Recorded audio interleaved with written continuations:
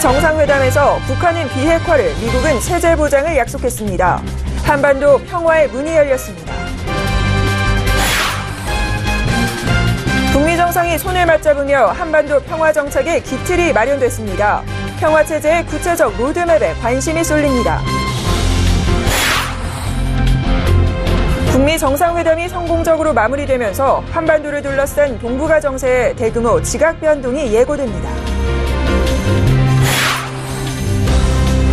북한의 비핵화 노력으로 남북 교류도 급물살을 탈 것으로 보입니다. 한반도 신경제지도가 탄력을 받을 전망입니다.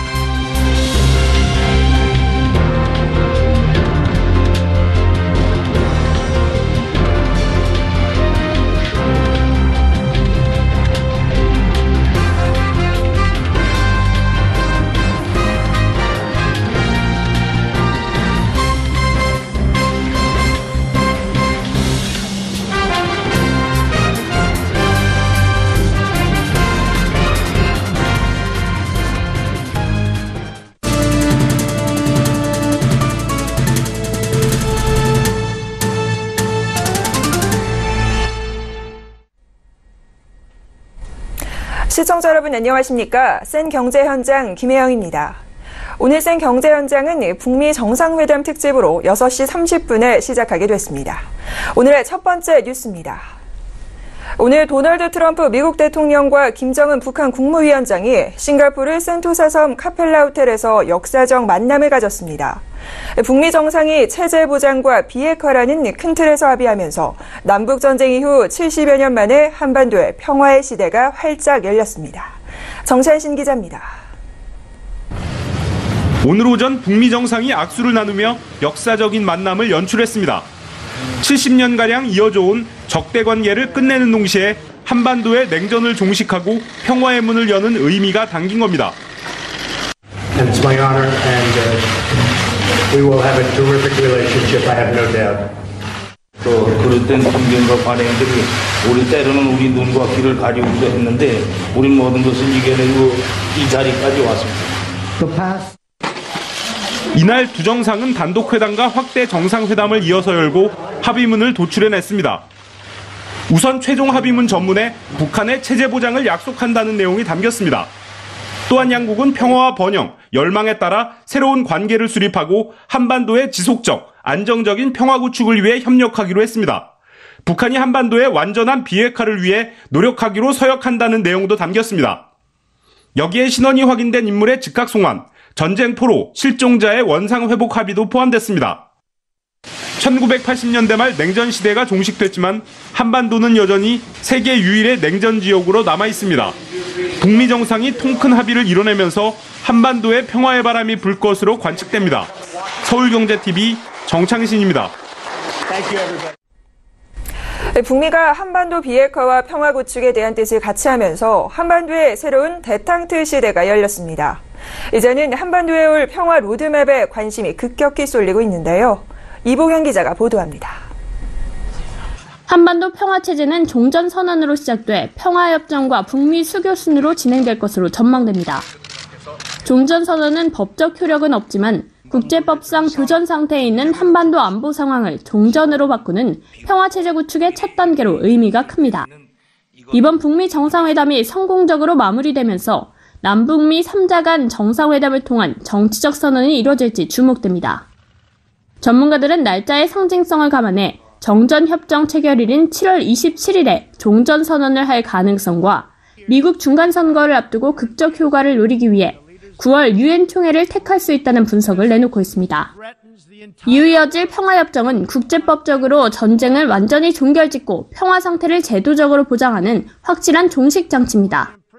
북미는 비핵화와 체제 보장의 단계적 동시적 추진을 진행하는 가운데 북한의 비핵화 이행이 어느 정도 진전을 보이면 관련 논의를 시작하고 비핵화 마무리 단계에서 평화협정 체결에 나설 것으로 예상됩니다.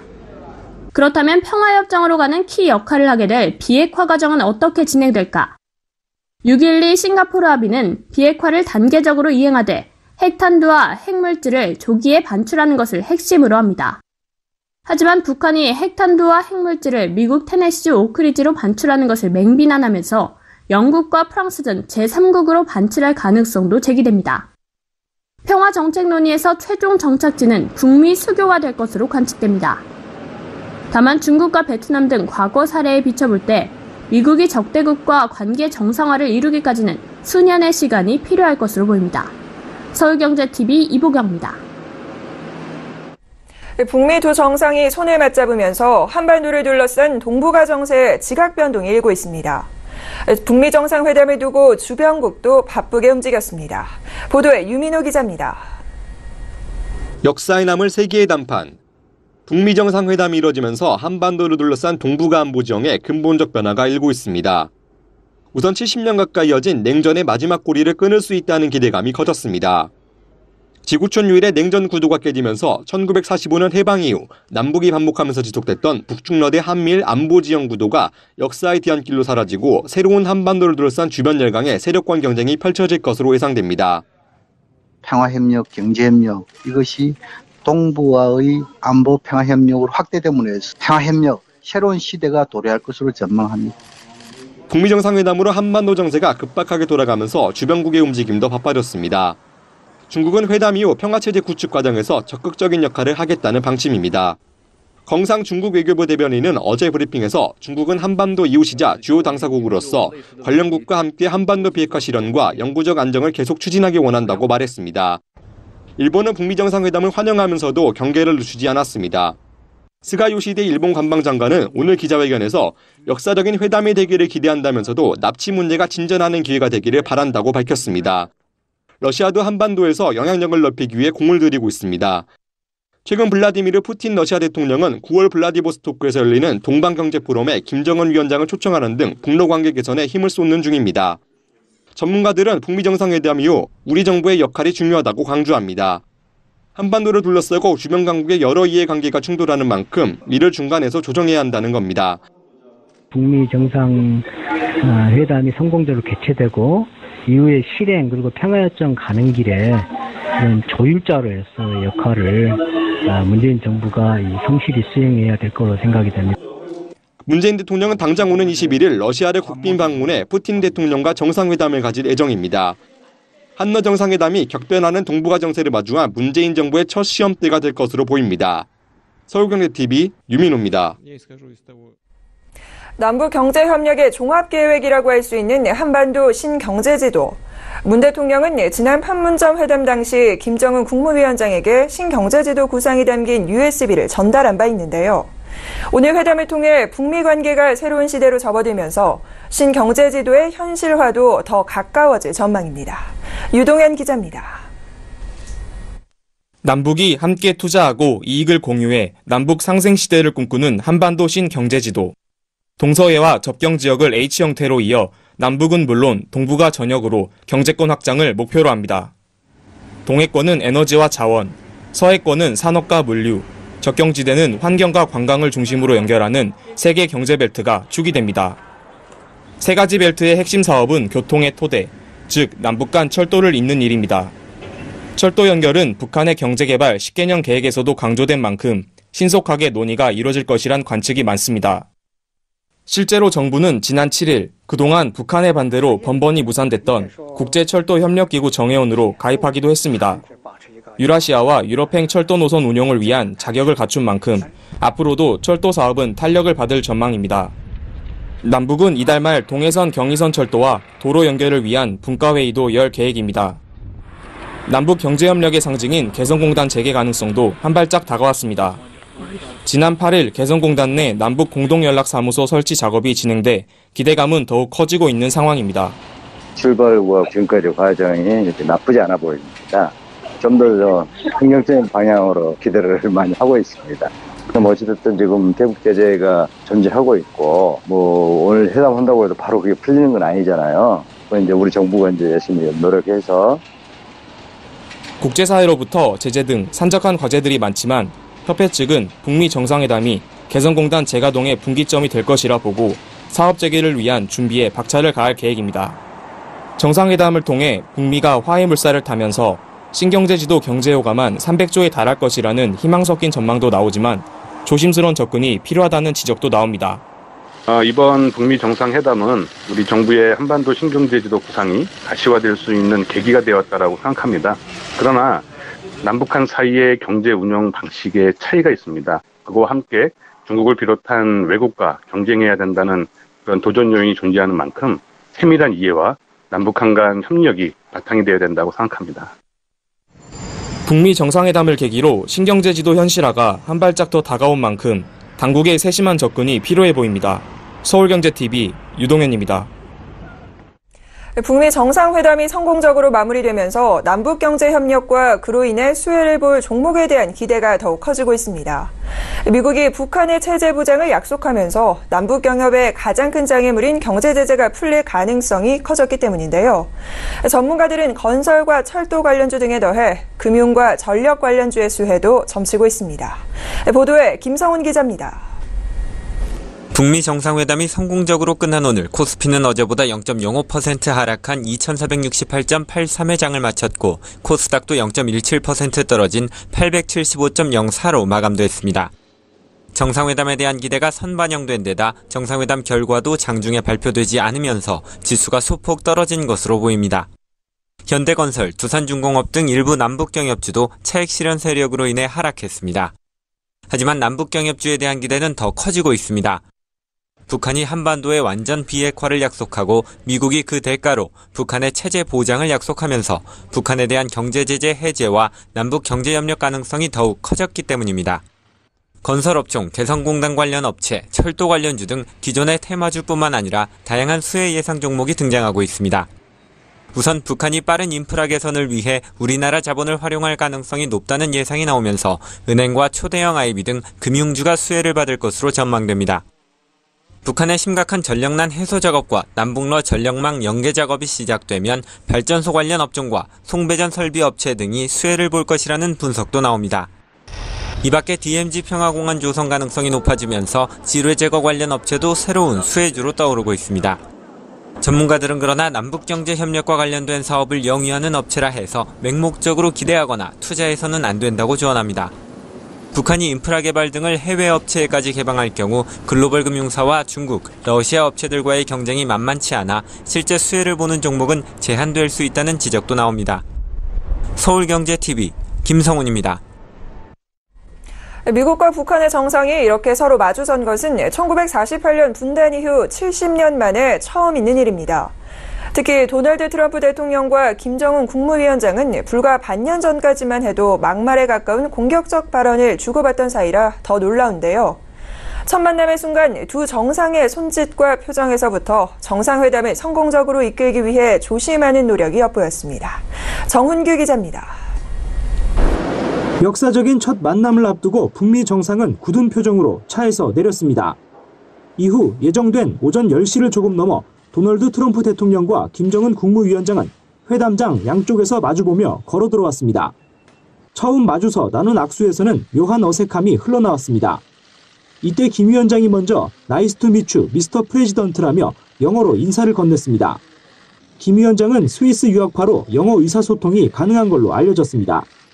트럼프 대통령은 몇 차례 김 위원장의 팔을 만졌지만 익히 알려진 공격적 악수는 하지 않았습니다. 이어진 기념 촬영까지 상기된 표정이 역력했지만 트럼프 대통령의 리드로 단독 회담장을 향하면서부터 두 정상은 미소를 띠기도 했습니다. 환담이 진행되는 동안에는 긴장된 분위기를 풀면서도 상호 예의를 표하기 위해 동작 하나하나 신경 쓰는 모습이 엿보였습니다. 김 위원장은 왼쪽 팔꿈치를 의자에 걸치고 트럼프 대통령을 향해 몸을 기울여 앉았고 트럼프 대통령이 발언하는 동안에는 두 손을 깍지 껴 배 위로 올렸습니다. 통역을 통해 트럼프 대통령의 발언을 전해 들은 후에는 한박 웃음으로 화답했습니다. 트럼프 대통령도 등을 기대지 않고 다소 앞으로 나와 앉아 김 위원장의 말을 경청했습니다. 김 위원장이 우리 발목을 잡는 과거가 있었고 우리는 모든 것을 이겨내고 이 자리에 왔다고 말하자 정말 맞는 말이라며 즉각 공감을 표하고 엄지를 들어 보였습니다. 서울경제TV 정훈규입니다. 앞서 세계사의 길이 남을 북미 정상회담의 주요 내용과 의미들을 짚어봤습니다. 그럼 김정은 북한 국무위원장과 트럼프 미국 대통령의 북미 정상회담 소식을 접한 우리 시민들의 반응은 어땠을까요? 저마다의 염원을 담은 재미있는 게시물들이 SNS에 넘쳐났다고 합니다. 고현정 기자가 살펴봤습니다. 오늘 북미 정상회담 소식에 시민들은 SNS에 저마다의 소회를 적어 공유했습니다. 미국 성조기와 북한의 인공기가 깔맞춤이라며 자신의 집 거실에서 생중계를 봤다는 각종 인증샷부터 김정은 국무위원장 캐리커처 재능기부, 자신의 발톱 페디큐어를 성조기와 인공기로 했다는 게시물까지 다양했습니다. 특히 오늘 북미 정상회담의 성공적 개최를 기원하며 오늘 햄버거를 점심으로 먹었다고 올린 시민들의 게시물이 많았습니다. 햄버거의 경우 트럼프 대통령이 오찬 공약으로 제시하기도 했던 만큼 북미 정상회담이 열리는 싱가포르에서 김치볶음밥과 햄버거를 콜라보레이션한 버거가 한정 출시되면서 더욱 큰 관심을 받았습니다. 이뿐만이 아니라 실제로 김정은 국무위원장과 트럼프 미국 대통령을 소재로 한 상품들의 인기가 고공행진 중입니다. 지난 남북 정상회담 이후 문재인 대통령의 애칭인 이니라는 이름으로 이니 굿즈가 큰 인기를 끌었던 것의 연장선상에서 김정은 국무위원장의 애칭을 활용한 은이 굿즈, 트럼프 대통령을 소재로 한 상품인 트니 굿즈가 출시되고 있는 겁니다. 북미 정상회담 기념 마그네틱부터 기념 티셔츠, 유라시아 횡단열차 티켓을 모티브로 한 배지까지 다양한 상품들이 제작됐습니다. 특히 평화시대 유라시아 횡단철도를 타는 데 쓰겠다는 염원을 담아 남과 북이 함께 사용할 수 있는 한반도 여권 케이스도 출시됐는데 크라우드 펀딩 마감까지 13일이 남았음에도 목표 금액의 639%를 달성하기도 했습니다. 그간 김정은 국무위원장 캐릭터 상품을 만든다는 것은 국가보안법 위반 소지까지 이어지는 사안이었지만 최근 중국에서 김 위원장 피규어 상품 제작 소식이 전해지면서 남북관계 개선을 염원하기 위한 상품에 대한 언급이 잦아지고 있습니다. 아직까지 캐릭터 상품의 제조, 유통을 두고 전문가들의 의견은 갈리고 있지만 SNS상에서는 김정은 귀요미라는 표현은 시민들 사이에서 자연스러워진 지 오래입니다. 이외에도 각종 패러디물이 쏟아져 나오며 우리나라 국민들을 넘어 전 세계인들까지도 김정은이라는 인물과 북한을 친근하고 긍정적으로 느끼는 계기가 되고 있습니다. 서울경제TV 고현정입니다. 검찰이 지난 7일 줄기세포 치료제 개발업체인 네이처셀 본사를 압수수색했습니다. 검찰은 오늘 네이처셀 라정찬 대표 등이 허위 및 과장 정보를 활용해 주가를 조작한 혐의로 조사받고 있다고 밝혔습니다. 지난해 10월 주당 6,000원대였던 네이처셀 주가는 성체줄기세포를 배양한 퇴행성 관절염 치료제 개발 소식으로 지난 3월 10배에 가까운 6만 원대까지 치솟았습니다. 그러나 식품의약품안전처가 네이처셀이 신청한 치료제 조건부 판매 허가 신청을 반려하면서 주가가 급락했습니다. 검찰의 주가 조작 혐의 수사에 대해 네이처셀 라정찬 대표는 검찰 조사를 받을 만한 행동을 한 적이 없다고 밝힌 것으로 전해졌습니다. KT가 해외에서 음성통화 요금을 국내와 똑같이 초당 1.98원을 적용하는 로밍온 서비스 국가를 확대합니다. KT는 오늘부터 러시아, 캐나다에서도 로밍온을 제공한다고 밝혔습니다. 서비스 국가는 기존 미국, 중국, 일본까지 총 5개국입니다. 이 서비스가 적용되면 러시아와 캐나다에서 음성통화 요금은 최대 98% 저렴해집니다. 이전까지 러시아와 캐나다에서 음성통화를 할 경우 1분에 러시아는 최대 5,003원, 캐나다는 최대 2,277원의 요금을 부담해야 했습니다. 국내 금융규제를 근본적으로 바꾸지 않으면 시대의 흐름을 따라가기 어려울 뿐만 아니라 혁신기업의 성장도 어려울 것이라는 주장이 나왔습니다. 최은열 더불어민주당 의원은 오늘 자본시장연구원과 한국증권학회 주최로 열린 혁신기업과 자본시장 역할 정책 심포지엄에서 금융산업 발전을 위해서는 규제 완화가 반드시 필요하다며 이같이 말했습니다. 최 의원은 초대형 IB 추가 선정 등 경쟁이 가능하도록 전향적으로 규제를 풀어야 성장이 가능할 것이라며 혁신 성장을 통해 새로운 산업 생태계를 만들고 고급 일자리를 만들어야 한다고 강조했습니다. 연사로 나선 남길남 자본시장 연구원 실장도 혁신기업의 성장을 지원한 코스닥 시장의 경우 유연한 규제를 적용받는 영국의 신시장 에임의 사례를 참고할 필요가 있다고 밝혔습니다. 남 실장은 중소기업의 수요를 바탕으로 설립된 에임 시장처럼 활발한 이전 상장과 IPO를 통해 상장사가 바이오 등 특정 산업에 쏠리는 경향을 완화해야 코스닥 시장도 더욱 성장할 수 있다고 설명했습니다. 삼성전자가 미국 애플과의 아이폰 특허 침해와 관련해 배상 금액이 과도하다며 재심을 청구했습니다. 앞서 미국 법원은 애플이 삼성전자를 상대로 제기한 디자인 특허 침해 소송에서 5억 3,900만 달러, 우리 돈 5,800억 원을 배상하라고 판결했습니다. 시중은행이 올해 2,900명 이상을 신규 채용하기로 했습니다. 제2금융권은 은행권의 채용 절차 모범 기준을 참고해 자체적인 규준을 마련하는 방안을 검토한다는 방침입니다. 다음 달부터 월 449만 원 이상 소득자는 국민연금 보험료를 더 내야 합니다. 보건복지부에 따르면 7월부터 국민연금 보험료를 매기는 기준소득 월액 상한액이 월 449만 원에서 월 468만 원으로, 하한액은 월 29만 원에서 월 30만 원으로 오릅니다. 앞으로는 부부가 이혼해 국민연금을 나눠 갖기 위해 분할연금을 산정할 때 별거 가출 기간은 빼고 실제로 같이 산 기간만 인정합니다. 보건복지부는 분할연금 산정 때 혼인기간 제외 요건 등을 담은 국민연금법 시행령 일부 개정안이 오늘 국회를 통과했다고 밝혔습니다.